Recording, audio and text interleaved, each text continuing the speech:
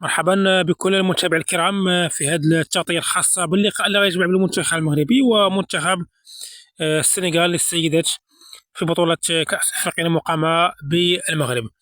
لقاء المغرب ومنتخب السنغال ينطلق اليوم 3 غشت ابتداء من الساعة 9 مساء بالتوقيت المغربي والتونسي والجزائري.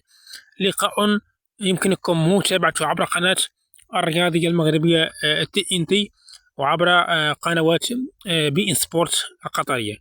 ما هي توقعاتكم هذه المقابلة بالمغرب ومنتخب السنغال للسيدات في بطولة كأس أفريقيا بالمغرب؟